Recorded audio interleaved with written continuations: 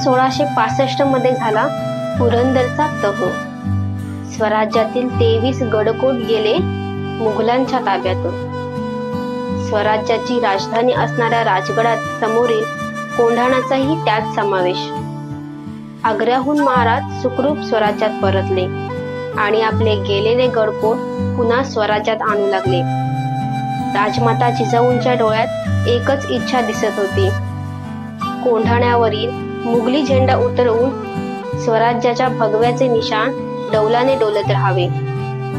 हीच इच्छा त्या शूरवीरांना पाहिली।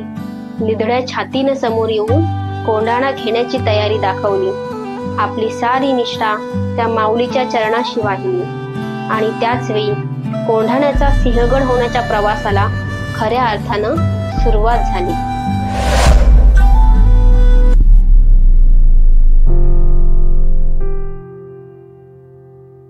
मुठभर मावळ्यांना हाताशी घेऊन सिंहासारखा मुघलांवर तुटून पडला। एक हात तुटलेला असतानाही शेकडो गनिमांना सपासप कापत चालला। असा हा महाराजांचा वीर योद्धा म्हणजेच सुभेदार तानाजी मालुसरे। आज आपण या कोंढाण्यावरती आलो आहोत। ते सुभेदार तानाजी मालुसऱ्यांची जी वीर कथा आहे किंवा जी यशोगाथा आहे ती तर आपण पाहणारच आहोत, सोबत हा कोंढाणाही सर करणार आहोत। जय शिवराय, मी ब्लॉगर तेजू आज आत्ता आहे सिंहगडावरती। आणि कोंढाण्याचा सिंहगड कसा झाला, थोडक्यात कोंढाण्यापासून सिंहगडाचा प्रवास काय होता आणि सुभेदार तानाजी मालुसरे यांच्या शौर्याची गाथा किंवा महाराजांनी गड आला पण सिंह गेला असं हे जे ब्रीदवाक्य बोललं किंवा आपण जे अगदी 4थीच्या पुस्तकात आहे, आपण जो इतिहास वाचतो त्या पुस्तकात असंच आहे की गड आला पण सिंह गेला। त्या मागची नेमकी काय कथा हे आपण या किल्ल्यावरच पाहणार आहोत। आणि आता सकाळचे 8 वाजले आहेत। सिंहगडाच्या पायथ्याशी आहे मी। खूप छान थंड असं वातावरण आहे। आतून खूप थंडी वाजते कारण क्लायमेट खूप छान आहे, सगळीकडे ना धुकं धुकं आणि मी आता सिंहगडाच्या पायथ्याशी असणाऱ्या पार्किंग मध्ये आहे। सकाळचे 8 वाजले पण तुफान गर्दी आहे या किल्ल्यावरती। तुम्हाला आजूबाजूला सगळीकडे फक्त आणि फक्त गाड्याच पार्क केल्या आहेत, त्यामुळे 1000-2000 पब्लिक तर इझिली असणार आहे या किल्ल्यावरती। तुम्हाला आजूबाजूचं वातावरण किंवा आजूबाजूला असणारी पार्किंग बघूनच कळतंय। सो जराही वेळ न होता आपण सुरुवात करणार आजच्या आपल्या व्हिडिओला। आणि आता या पायथ्यापासून आपण सरळ चालत गेले की काही अंतरावरतीच आपल्याला पहिला दरवाजा मिळणार आहे, ज्याला पुणे दरवाजा 1 असं म्हणतात। सो आपण सुरुवात करूया।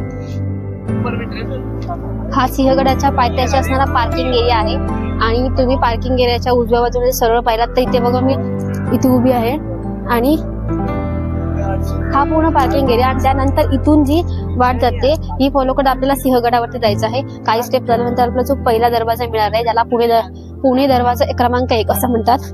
तर बघा स्टार्टिंग पासूनच म्हणजे किल्ल्याच्या पायथ्यापासूनच आपल्याला सुव्यवस्थित अशी पायवाट दिसते, कारण गडाचं संवर्धन झाल्यानंतर घातलेली ही पायवाट आहे, त्यामुळे आपल्याला गडावरती खूप इझिली ट्रेक करता येतोय। कोणताही हार्ड ट्रेक नाही या सिंहगडाचा, त्यामुळे आपल्याला सकाळी सकाळीच खूप क्राऊड दिसतोय या किल्ल्यावरती।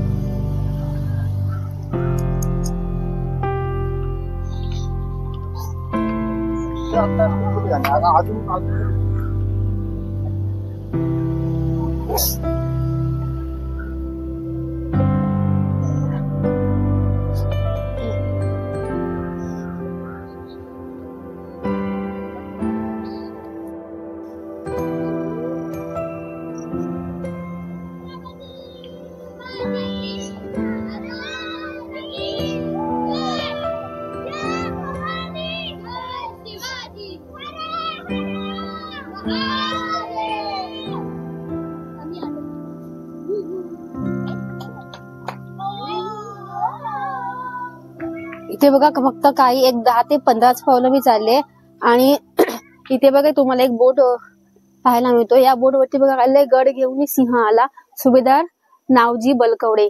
आता सुभेदार तानाजी मालुसऱ्यांबद्दल आपल्या सगळ्यांनाच माहिती आहे, कारण ज्यावेळी कोंढाण्याचा सिंहगड झाला त्यावेळी सुभेदार तानाजी मालुसऱ्यांनी तो किल्ला स्वराज्यामध्ये आणला होता। पण त्यानंतर जेव्हा संभाजी महाराजांच्या मृत्यूनंतर तो किल्ला पुन्हा मुघलांकडे गेला, त्यानंतर ज्यावेळी राजाराम महाराजांचे वर्चस्व किंवा राजाराम महाराजांचा कार्यकाल जेव्हा चालू होता स्वराज्यावरती, त्यावेळी पुन्हा हा किल्ला स्वराज्यामध्ये आणला गेला। त्यावेळीचे हे आहेत ज्याच्यामध्ये बघा नावजी वलकवडे, म्हणजे त्यावेळी जे राजाराम महाराजांच्या कारकिर्दीमध्ये सुभेदार होते ते नावजी वलकवडे, ज्यांनी हा किल्ला पुन्हा आपल्या स्वराज्यामध्ये आणला होता। आणि आपण तानाजी मालुसऱ्यांचं सगळ्यांनाच माहिती आहे, फक्त ह्या गोष्टी काही मुबलक किंवा काही कमी प्रमाणात लोकांना माहिती आहे. त्यामुळे इथे बघा अशा प्रकारचं बोर्ड लावलंय. 1 जुलै 1693 साली ते युद्ध किंवा ती लढाई झाली होती, ज्यामध्ये नावजी वलकवडे यांनी पुन्हा या सिंहगडाला आपल्या स्वराज्यामध्ये सामील केलं होतं. आणि याच बघा या बोर्डच्या बाजूने जी वाट चालली त्या वाटेनेच आपल्याला सिंहगडावरती जायचं आहे. खूप जास्त थंडी आहे, वातावरण खूपच थंड आहे, कारण आता 8 वाजून गेले तरीही उन्हाचा म्हणजे एक साधं कोवळं किरणही आपल्याला कुठे बघायला मिळत नाहीये.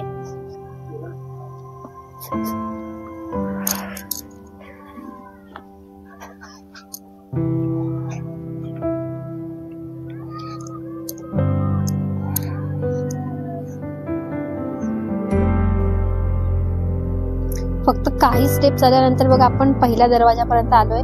त्याला पुणे दरवाजा 1 असं बोलतात. आपण त्या दरवाजापाशी जाऊया. आता जर आपण या दरवाजाचा विचार केला तर या दरवाजाच्या लांबून नीटचं ते दिसत नाहीये, पण जर आपण जवळ आलो तर ते नक्कीच दिसेल की दोन्ही दरवाजाच्या ज्या बाजूला बुरुज आहेत त्या बुरुजांच्या बांधकामामध्ये थोडा आपल्याला फरक जाणवतो. त्याचं कारण म्हणजे असं बघा, आधी हा बुरुज बघून घ्या. हा बुरुज शिवकाळातला आहे किंवा त्या आधीच्या काळातला, म्हणजे ज्यावेळी या किल्ल्याची स्थापना केली त्या काळातला आहे. पण जर तोच तुम्ही या साईडचा बुरुज पाहिलात तर तो तुम्हाला 2 वेगवेगळ्या भागांमध्ये बघा डिवाइड केलेला दिसतो. इथे बघा हे त्यावेळेच आणि हा त्यानंतर जेव्हा या किल्ल्याचं संवर्धन झालं त्यावेळी बनवलेला हा बुरुज आहे. म्हणजे समोरचे जे तुम्हाला दगड दिसत आहेत हे संवर्धनामध्ये ह्या किल्ल्यावरती आणून बनवतात. आणि तो बुरुज जो अर्धवट होता किंवा जो ढासळलेला होता तो पूर्ण करून अशा प्रकारे केलाय. आणि या तुम्ही दरवाजाचं एकंदरीत स्ट्रक्चर पाहिलं तर आपल्या मराठी संस्कृतीमध्ये किंवा मराठी शाहीमध्ये गड किल्ल्यांचं ज्याप्रमाणे स्ट्रक्चर असायचं त्या अगदी यादवकालीन ही किल्ला आहे. त्यामुळं त्या आधीही आणि त्यानंतरही अगदी शिवकाळातही अशाच प्रकारचं स्ट्रक्चर प्रत्येक गड किल्ल्याला होतं आणि त्याच प्रकारचे आहे. आणि जर तुम्ही दरवाजाचा विचार कराल तर गड संवर्धनाच्या काळामध्ये हा दरवाजा बसवण्यात आला आहे. फक्त हे स्ट्रक्चर जे आहे जे किल्ल्याची ज्यावेळी निर्मिती झाली किंवा किल्ला ज्यावेळी बांधण्यात आला ज्यावेळी किल्ल्याचं काम पूर्ण झालं त्यावेळेस आहे. आणि हा दरवाजा किंवा इथल्या ह्या पायऱ्या देखील किंवा यापुढे जे आपण 2 दरवाजा अजून पाहणार आहोत ते गड संवर्धनाच्या काळामध्ये बनवण्यात आलेले आहेत आणि त्या काळी हे दरवाजे बसवण्यात आले. त्यामुळे याच्यामध्ये काहीच प्राचीन किंवा काहीच जुनं असं नाहीये. फक्त ही जी तुम्ही तटबंदी पाहताय, ह्या बाजूचा बुरुज जो पाहताय हा आपल्याला शिवकाळातला किंवा त्या आधीचा म्हणजे यादव काळातला पाहता येतो. आता इथून आपल्याला सरळ पुढचे 2 दरवाजे करायचे आहेत. चला.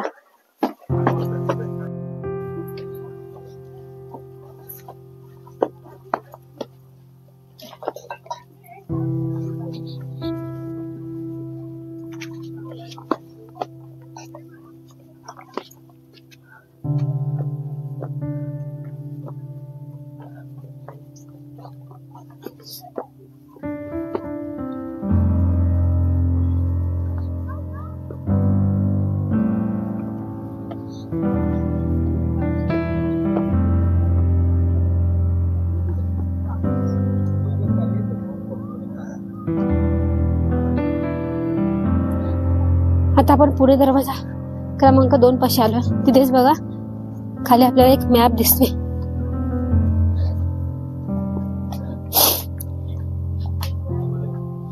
हे बघा इथे तुम्हाला बघा आपण आता येथे आहोत आणि इथून आपल्याला कशा कशा प्रकारे किल्ला फिरायचा आहे किंवा कोणकोणत्या मार्गाने कसं किल्ल्यापर्यंत पोहोचायचं आहे, कोणकोणते पॉइंट आपल्याला घ्यायचे आहे ते अशा प्रकारे इथे मॅप वरती दिलेलं आहे. बघा अगदी इथे असणाऱ्या मंदिरांपासून घोड्याची पागा किंवा दारुगोळ्याचे कोठार, लोकमान्य टिळक निवास, सगळ्याच गोष्टी इथे बघा नीट अशा लिहिलेल्या आहे. त्यामुळे याच्या सहाय्याने याचा फोटोही तुम्ही घेऊ शकता. याच्या सहाय्याने तुम्ही किल्ल्यामध्ये आरामात फिरू शकता.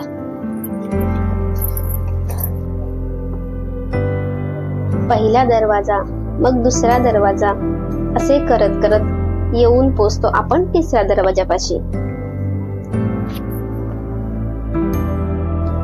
हा आहे पुणे दरवाजा क्रमांक 3.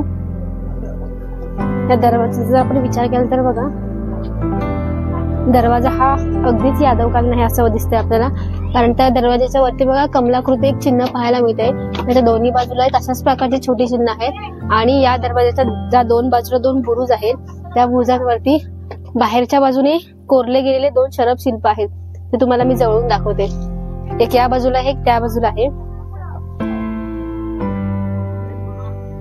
आपण कादळामध्ये कोरलेली अनेक ठिकाणी शरपशिल्प पाहिले, पण हे शरपशिल्प बघा खूप असं बाहेरच्या बाजूने खूप रेखीव पद्धतीने काढलं गेलंय.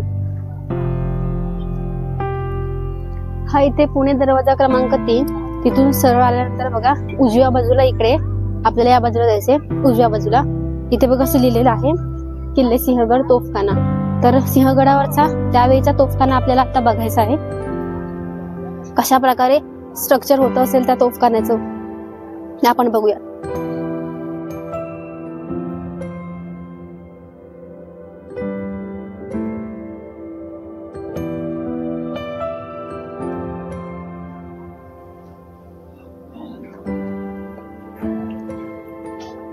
कमान पद्धतीचं स्ट्रक्चर आहे या तोफखान्याचं. त्यावेळी शिवकाळामध्ये किंवा शिवकाळाच्या आधीच्या काळामध्येही या किल्ल्यावरचा जो दारुगोळ्याचा साठा असेल किंवा तोफांसाठी लागणाऱ्या ज्या आवश्यक गोष्टी असतील त्या ज्या ठिकाणी ठेवले जायच्या ती जागा किंवा ती वास्तू म्हणजे हा तोफखाना, जिथे आता आपण आहोत. तर याचे एकंदरीत तुम्ही जर स्ट्रक्चर पाहिलं तर उंचच्या उंच अशा एखाद्या कमळाच्या पाकळीप्रमाणे किंवा घुमटाप्रमाणे वरती बघा लांबच्या लांब तुम्हाला भिंती दिसतात आणि वरती ही दगडी छप्पर आहे. याच्यावरती अजूनही एक बांधकाम आहे जे आपल्याला बाहेर गेल्यावरती नीट बघता येईल.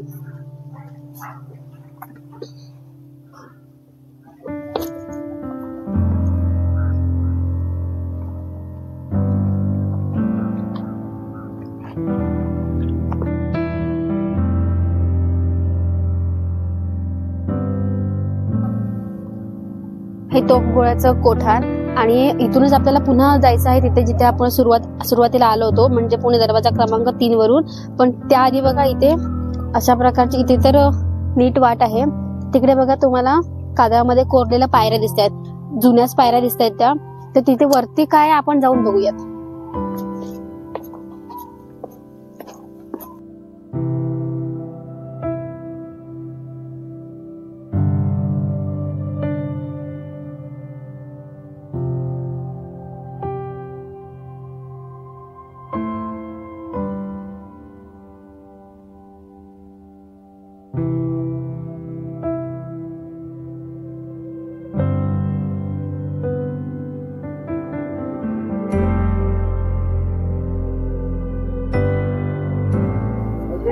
तर बघा तुम्हाला म्हणाले मी की इथे प्राचीन आपल्याला पायवाट दिसते किंवा प्राचीन खडकामध्ये कातळामध्ये कोरलेल्या पायऱ्या दिसत आहेत. त्यातून आपण वरल्यानंतर आपल्याला बघा हे असं दृश्य दिसतं की इथे असणारी या किल्ल्यावरची सर्वात प्राचीन तोफ आणि प्रचंड आकाराची मोठ्या आकाराची तोफ आहे.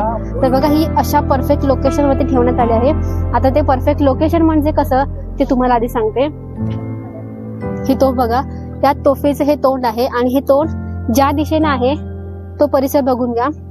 म्हणजे ही अशी जागा किंवा हा असा पॉइंट आहे, समजा एखाद्या शत्रूने जर आक्रमण केलं तर तो इथून खूप अचूकपणे, आता तुम्हाला सगळ्या ठिकाणी हिरवळ दिसते कारण पावसाचे दिवस होऊन गेले, त्यामुळे बऱ्याचशा गड किल्ल्यांवरती आपल्याला अशाच प्रकारची हिरवळ बघायला मिळते.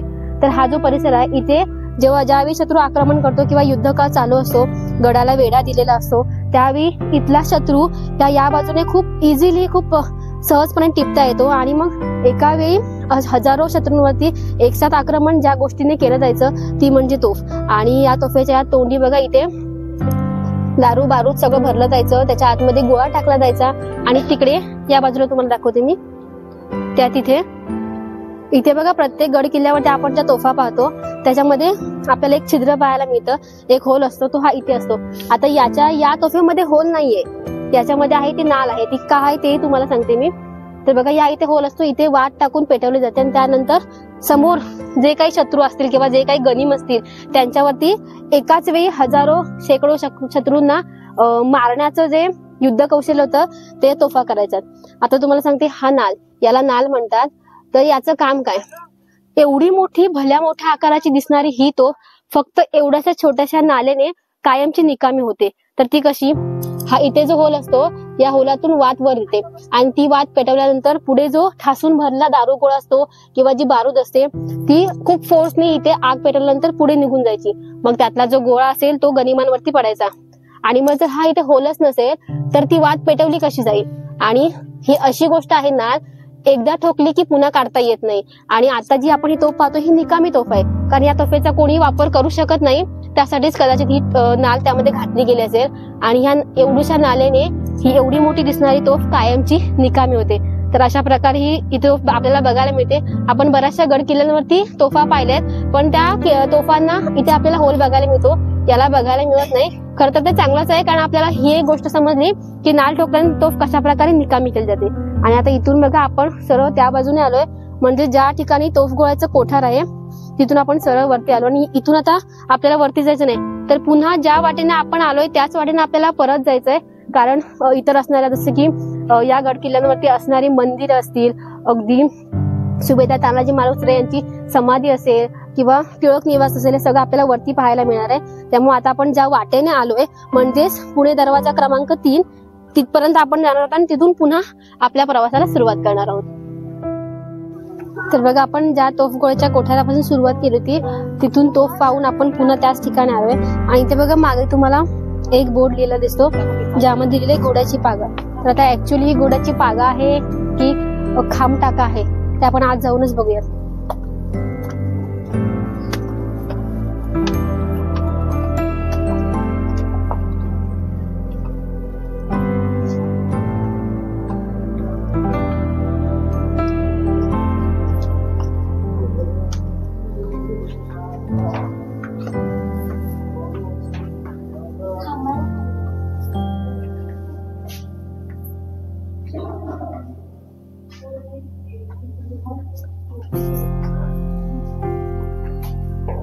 तर बघा इथे असं आपण बाहेर लिहिलेलं वाचलं की घोड्याची पागा, पण ऍक्च्युअली हे घोड्याची पागा नसून खामटाका आहे. कारण इथलं जे तुम्ही स्ट्रक्चर पाहता त्या स्ट्रक्चरवरून किंवा अनेक गड किल्ल्यांवरती असणाऱ्या खामटाकाच्या स्ट्रक्चरवरून आपल्या लक्षात येते की ही घोड्याची पागा कदाचित नाहीये. ठामपणे कोणतीच गोष्ट सांगू शकत नाही. त्याचं कारण तुम्हाला सांगते मी, त्यावेळी घोड्यांची उंची म्हणजे एकंदरीत घोड्यांची हाईट ही साधारण 7 फुटापर्यंत असायची. आणि जर तुम्ही आता पाहिलं, मी असेल 4.5-5 फूट, त्याच्यावरती जर तुम्ही पाहिलं तर 7 फुटाचाच हे फक्त अंदाजे अंतर असेल. आणि एवढ्या अंतरामध्ये घोडे राहू शकत नाहीत. त्यानंतर इथे बघा तुम्हाला खांबाचं स्ट्रक्चर जे आता ढासळलंय बऱ्यापैकी, त्याची नाजूक झाली किंवा पडलंय ते. पण हे जे प्रकार आहे हे गड किल्ल्यांवरती असणाऱ्या खामटाक्याच्या प्रकारामध्ये मोडतात. त्यामुळं हा असा भाग घोड्यांची पागा नक्कीच नसू शकतो. तर याला आपण घोड्याची पागा न म्हणता खामटाके बोलू शकतो, कारण हा जो पाण्याचा भाग आहे आणि तिथे बघा इथे आता पाणी साचले त्यामुळे आपण पलीकडे जाऊ शकत नाही, पण आपण त्या बाजूने जाऊन नक्कीच दाखवू शकतो. तिथे बघा आपल्याला अनेक प्रकारची टाके खोदलेली दिसतात. त्यामुळे जर ही घोड्यांची पागा असते तर इथे त्या प्रकारचं स्ट्रक्चर आपल्याला दिसलं असतं, किंवा घोडे अडकवण्यासाठी, घोडे बांधण्यासाठी काहीतरी आपल्याला क्लू किंवा काहीतरी अडकवण्यासाठीच्या ज्या होल असतात ते बघायला मिळाले. ते न बघता आपण काय दिसते आपल्याला तिकडे बघा छोटे छोटे कातळामध्ये कोरलेली किंवा कातळामध्ये निर्माण केलेली पाण्याची टाका बघायला मिळतात, जे आपण तिकडे जाऊन त्या बाजूने पाहूयात.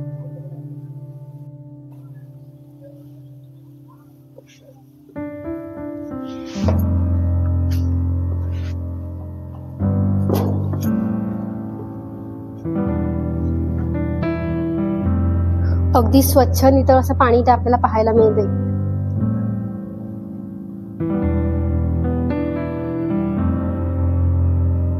आणि अशी अनेक बघा टाका आपल्याला इथे खोदलेली दिसतात.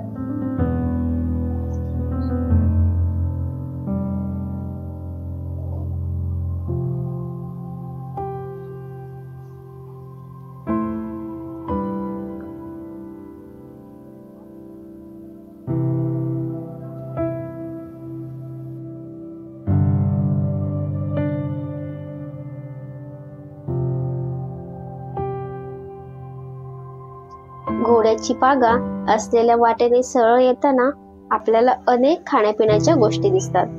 तिथेच एक पाण्याचं टाकही आहे आणि त्याला लागून मारुतीरायाचं सुंदर मंदिर आहे.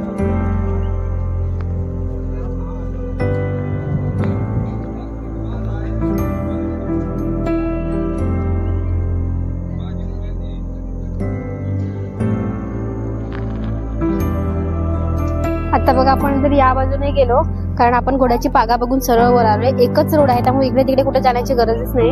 इथे बघा तुम्हाला राजाराम महाराजांची समाधी किंवा कल्याण दरवाजा आणि लोकमान्य टिळकांचा जो निवासस्थान आहे ते इकडे आहे. टिळक बंगला असं म्हणतात. ते या बाजूने आपल्याला पाहायला मिळणार आहे. चला मग तिकडे जाऊया.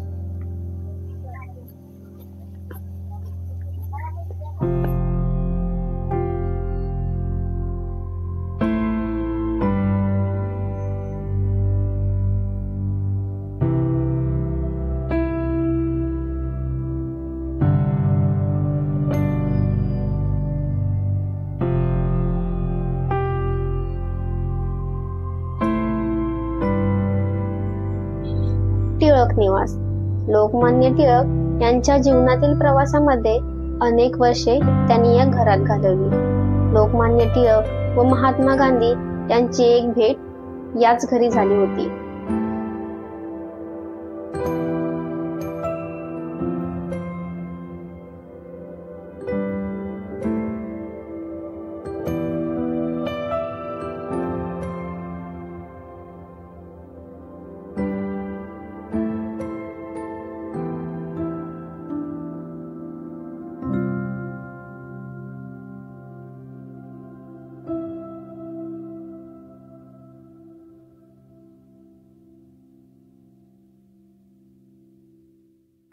टिळक निवासाच्या इथून आपण सरळ आलो त्याच वाटेने.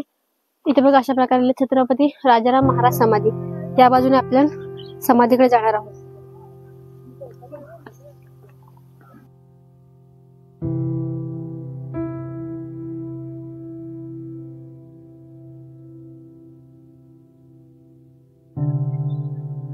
स्वराज्याचे तिसरे छत्रपती म्हणजेच राजाराम महाराज यांचे वयाच्या अगदी 30व्या वर्षी या सिंहगडावर निधन झाले. इथे त्यांची समाधी आहे आणि समाधीच्या समोरच एक मंदिर आहे. आजूबाजूला अनेक पाण्याची टाकं आहेत. येथून आपण पुढे अशा ठिकाणी जाणार आहोत जिथे जाऊनच आपल्याला तिथला इतिहास अनुभवायचा आहे, कारण ती जागा सिंहगडाच्या इतिहासातील एक महत्वाची घटना लिहिली गेली आहे. राजाराम महाराज यांच्या समाधीनंतर पुढे आल्यावरती बघा मी तुम्हाला ती जागा दाखवणार आहे. खरंच जागा ही खूप पवित्र आहे आणि या जागेमागे खूप मोठा इतिहास दडलेला आहे. ही जागा ती आहे जिथे या स्वराज्याचे त्यावेळीचे सुभेदार तानाजी मालुसरे यांनी कोंढाणा जेव्हा सर केला, कोंढाण्यावरती जेव्हा आक्रमण केलं, कोंढाणा अगदी जिंकलाच होता, त्यावेळी त्यांचं उदयमानासोबत जी लढाई झाली किंवा त्यांनी जे सपासप सिंहासारखी आक्रमण करून सपासप गनिम कापले, त्यावेळी त्यांच्यावरती जो वार झाला होता त्यामुळे त्यांचा हात गेला होता. आणि ही तीच जागा आहे जिथे त्यांनी त्यांचा हात गमावला होता. पण त्यानंतर हे एका हातामध्ये शमशीर घेऊन ते शेवटपर्यंत लढत राहिले आणि इथे असणारा मुघलांचा झेंडा काढून आपल्या स्वराज्याचा भगवा त्यांनी फडकवला. आणि त्यानंतरच त्यांचे थरातीर्थी पडले आणि त्यानंतर त्यांनी त्यांचे प्राण त्यागले. पण तोपर्यंत ते शेवटच्या श्वासापर्यंत शरीरामध्ये रक्ताचा शेवटचा थेंब असेपर्यंत लढत राहिले. आणि या इथूनच आपल्याला पुढे जायचं आहे जिथे आपल्याला त्यांचे स्मारक आणि समाधी बघायला मिळणार आहे. सुभेदार तानाजी मालुसरे यांनी त्यांचा हात गमावला ती जागा पाहिल्यानंतर आपण इथे बघा असं लिहिलंय द्रोणगिरीचा कडा आणि सुभेदार तानाजी मालुसरे यांचा कडा म्हणून जो प्रचलित आहे तो कडा आपल्याला पाहायचा या बाजूला आहे. आपण जाऊन पाहूयात.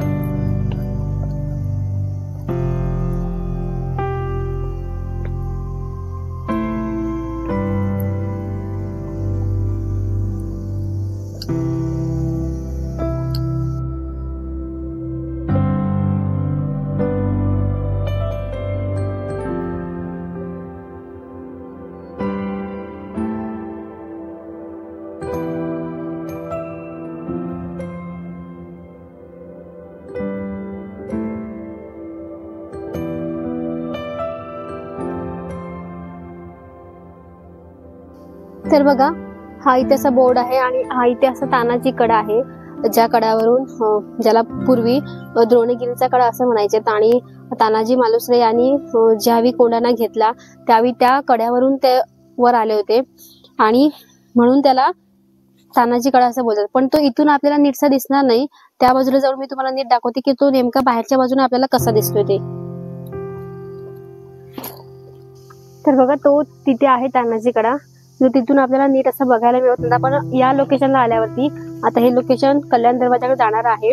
तर या लोकेशन वरून तो तानाजीकडे आपल्याला खूप स्पष्टपणे पाहता येतोय, कारण त्याचा जो अपोजिट भाग आहे ज्या कड्यावरून चढून तानाजी मालुसरे वर आले होते तो भाग आपल्याला इथून नीट असा टिपता येतोय.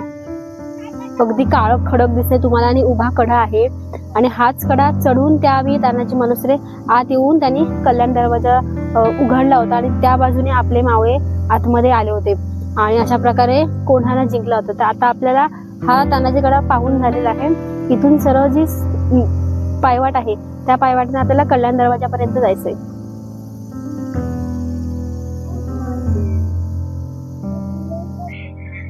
कल्याण दरवाजा हा पहिला कल्याण दरवाजा आहे. याच्या मागे आणखी एक दुसरा कल्याण दरवाजा आहे, ज्याला कल्याण दरवाजा दुसरा आपण म्हणू शकतो.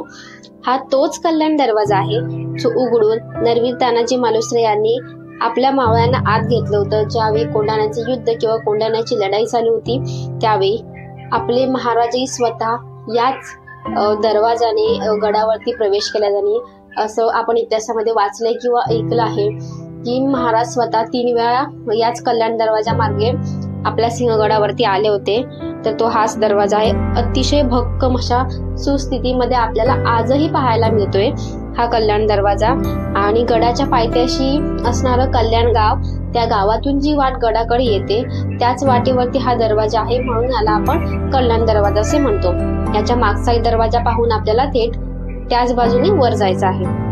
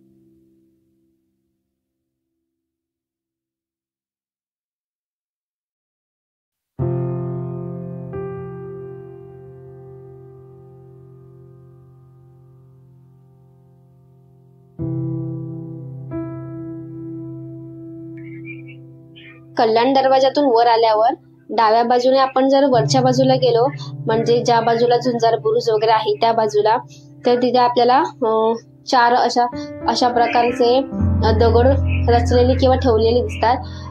तिथे उदयभानाची समाधी आहे. तर तिथून आपल्याला सरळ उजव्या बाजूने यायचं आहे. जी वाट नरवीर तानाजी मालुसऱ्यांच्या समाधीकडे, स्मारकाकडे जाते.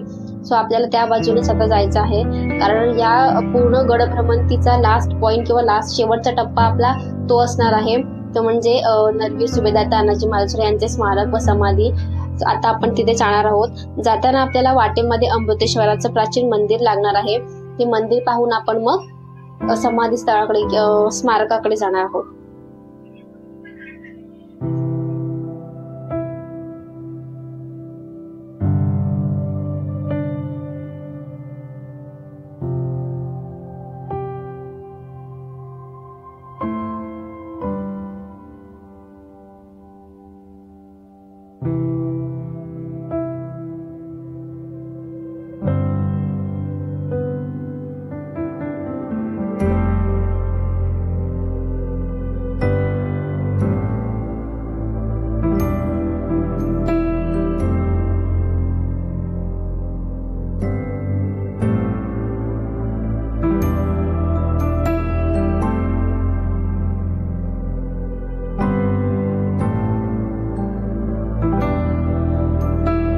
आता आपण किल्ल्याच्या त्या शेवटच्या पॉइंटवर आलोय, जिथे खऱ्या अर्थाने आपण पूर्ण गड फिरून झालाय आपला. आणि गडाचा हा असा पॉइंट आहे किंवा अशी एक नाजूक जागा आहे की जिथे आल्याशिवाय या गडाची भ्रमंती पूर्ण होत नाही.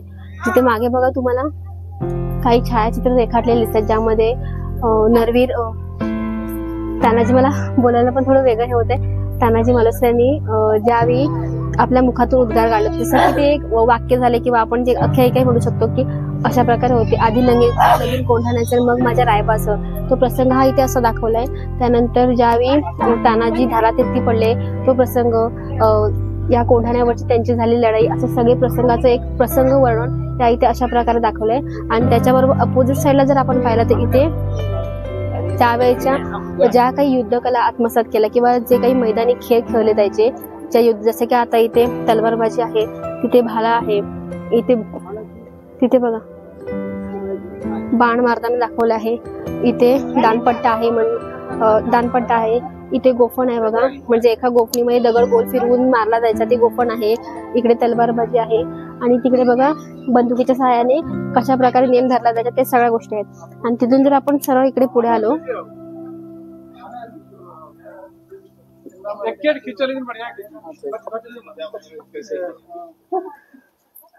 इथे आल्यानंतर तुम्हाला माझ्या दोन्ही साईडला, या साईडला दिसतंय ते तानाजी मालुसरेंचं स्मारक दिसतंय आणि या साईडला आहे ते समाधी आहे. आपण पहिलं स्मारकाजवळ जाऊयात.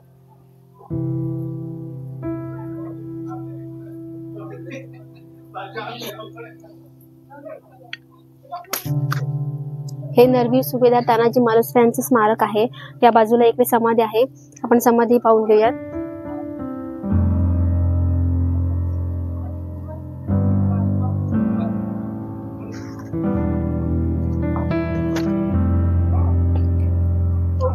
समाधीचं निदर्शन घेऊन थोडक्यात जे प्रसंग वर्णन होतं, कोंढाण्याचा सिंहगड कसा झाला त्याच्याबद्दल थोडक्यात आपण माहिती घेऊयात. कोंढाणा हा त्यावेळी ज्यावेळी छत्रपती शिवाजी महाराजांना पुरंदरचा तह करावा लागला होता, त्या तहामध्ये हा कोंढाणा पुन्हा मुघलांकडे गेला होता. जे 23 किल्ले द्यावे लागले होते मुघलांना, त्याच्यामध्ये कोंढाण्याचा समावेश होता. आणि त्यानंतर महाराजांना आग्र्याची कैद झाली होती. आग्र्याच्या कैदीनंतर ज्यावेळी महाराज पुन्हा आपल्या स्वराज्यामध्ये परतले, त्यावेळी महाराज आणि राजमाता जिजाऊ यांचं एकच स्वप्न होतं की आपले जे 23 किल्ले पुरंदरच्या तहामध्ये मुघलांकडे गेले आहेत ते किल्ले परत मिळवले. आणि त्यापैकी राजगड हा कोंढाण्यापासून अगदी जवळ, म्हणजे आपण जर तिथून पाहिलं त्या पॉइंटवरून कल्याण दरवाजा, तिथून राजगड हा जवळपास दिसतो. तर राजगड आणि हा कोंढाणा एवढा जवळजवळ असताना राजगड स्वराज्याची राजधानी आणि राजधानीच्या जवळपास असणारा किल्ला किंवा गड आपल्या स्वराज्यामध्ये नाही, ही खंत राजमाता जिजाऊंच्या मनामध्ये खूप टोचत होती. आणि ज्यावेळी आग्र्याहून सुटका झाल्यानंतर महाराज स्वराज्यामध्ये परतले, त्यावेळी त्यांनी ही मोहीम हातामध्ये घेतली होती कोंढाण्याची, ज्याबद्दल तानाजींना काही कल्पना नव्हती. आणि ज्यावेळी राजमाता जिजाऊ आणि शिवाजी महाराज यांच्यामध्ये एक कन्व्हर्सेशन किंवा एक संभाषण चालू होतं कोंढाण्याबद्दलचं, तेव्हा राजमाता जिजाऊंच्या डोळ्यामध्ये कोंढाण्याला जिंकण्यासाठी किंवा कोंढाण्याला आपल्या स्वराज्यामध्ये नसण्याची जी खंत होती ती तानाजींनी पाहिली होती. आणि त्यावेळी त्यांच्या मुखातून असे उद्गार निघाले होते की ही मोहीम मी हाती घेईन किंवा मी आपला कोंढाणा आपल्या स्वराज्यामध्ये आणीन. तर त्यावेळी आता ही आख्यायिका आहे की खरंच त्यावेळीचा इतिहास आहे मला माहित नाही, पण जे आपण पिढ्यानपिढ्या ऐकत आलोय, जे आपण अनुभवलंय, जे आपण शालेय पाठ्यपुस्तकातून शिकलोय, त्या माध्यमातूनच मी सांगते तुम्हाला. तर त्यावेळी त्यांच्या मुलाचं म्हणजेच रायबाचं लग्न होतं आणि अशावेळी महाराज एका मोहिमेवरती, आणि तेही कोंढाण्यासारख्या राजगडापासून अगदी जवळ असणाऱ्या या कोंढाण्याच्या मोहिमेवरती तानाजींना पाठवणं हे नव्हतं, कारण त्यावेळी या किल्ल्याचा किल्लेदार होता उदयभान राठोड, जो मूळचा एक राजपूत होता, पण त्याने मुस्लिम धर्म स्वीकारला होता. आणि तो खूप असा भयानक आणि अगदी मत्सरी असा माणूस होता. तर ही रिस्क महाराजांना घ्यायची नव्हती. पण त्यावेळी तानाजींच्या मुखातून एक शब्द निघाला होता की आधी लगीन कोंढाण्याचं आणि मग माझ्या रायबाचं. तर त्याचा हा खरा अर्थ असा निघाला की त्यांना हा कोंढाणा आपल्या स्वराज्यामध्ये आणायचा होता आणि मगच त्यांच्या रायबाचं लग्न करायचं होतं. आणि ठरल्याप्रमाणे मोहीमही ठरली. अगदी मोहीम फत्ते होण्याच्या मार्गावरती आली होती. तानाजीने ज्या प्रकारे ठरवलं, द्रोणगिरीचा कडा जो आपण पाहिला, त्या द्रोणगिरीच्या कड्यावरून तानाजी मालुसरे वर आले. त्यानंतर ते कल्याण दरवाजाकडे गेले. कल्याण दरवाजा खोलून अगदी आपले मूठभर 500 मावळे घेऊन ते आले होते. त्या दरवाजातून आपल्या मावळ्यांना त्याने आतमध्ये घेतलं आणि त्यानंतर जो कोंढाण्याचा खरा इतिहास घडला किंवा कोंढाण्याचा सिंहगड झाला, तो इतिहास, तो पराक्रम घडला गेला. आणि या सगळ्या लढाईमध्ये किंवा या युद्धामध्ये तानाजीने त्यांचा एक हात गमावला होता, पण तरीही हरेल तो मराठा कसला आणि मागे हटेल तो शिवरायांचा मावळा कसला. आणि याचप्रमाणे एक हात तुटलेला असतानाही तानाजी लढत राहिले. अगदी शेवटच्या श्वासापर्यंत तानाजी लढत राहिला. आपल्या शरीरामध्ये रक्ताचा शेवटचा एक थेंब असेपर्यंत तानाजी लढत राहिला. आणि या किल्ल्यावरचा मुघली लोकांचा जो झेंडा होता किंवा मुघली जो परचम होता तो काढून इथे भगवा फडकवला. आणि याच सगळ्या घटनांमध्ये तानाजींना वीरमरण आलं होतं. दुर्दैव असं होतं की ज्यावेळी तानाजींना वीरमरण आलं होतं त्यावेळी महाराज इथे नव्हते. ते त्यानंतर इथे गडावरती आले आणि ते कल्याण दरवाजा मार्गेच आले. आणि त्यानंतर महाराजांनी तिथे आपण जेव्हा आतमध्ये आलो तेव्हाही पाहिलं की प्रसंग वर्णन दाखवलाय. त्यावेळी स्वतःच्या मांडीवरती तानाजीचं डोकं घेऊन महाराज आपल्याला बघायला मिळतात. तर तो हा प्रसंग असा होता की ज्यावेळी तानाजी धारातीर्थी पडले त्यावेळीचा तो प्रसंग होता की महाराज थोडे उशिराने आले. त्यांना तानाजीची शेवटची भेट होऊ शकली नाही कारण तानाजी हे मृत्युमुखी पडले होते. आणि अशा प्रकारे या कोंढाण्यावरती भगवा फडकला. आणि बघा तुम्हाला इथे मागे दिसतोय माझ्या भगवा फडकवण्याची जागा, ध्वजस्तंभ म्हणतो आपण याला. अशा प्रकारे हा कोंढाणा स्वराज्यामध्ये आला. पण हा कोंढाणा स्वराज्यामध्ये आला आणि तानाजींनी बोलल्याप्रमाणे तो स्वराज्यामध्ये आणूनही दाखवला. पण सिंहासारखा बिनधास्त अगदी गनिमावरती शत्रूवरती झेप घालणारा, त्यांना फाडून काढणारा हा त्यांचा सिंह गमावला गेला. आणि त्यावेळी महाराजांच्या तोंडातून उद्गार निघाले होते की गड आला पण सिंह गेला, जे आपण अगदी 4थीच्या पुस्तकातही अभ्यासलं आहे. आणि अशा रीतीने या कोंढाण्याचा सिंहगड झाला. तर या कोंढाण्यापासून सिंहगडापर्यंतचा हा सिंहगडाचा प्रवास आपण पाहिला, अनुभवला.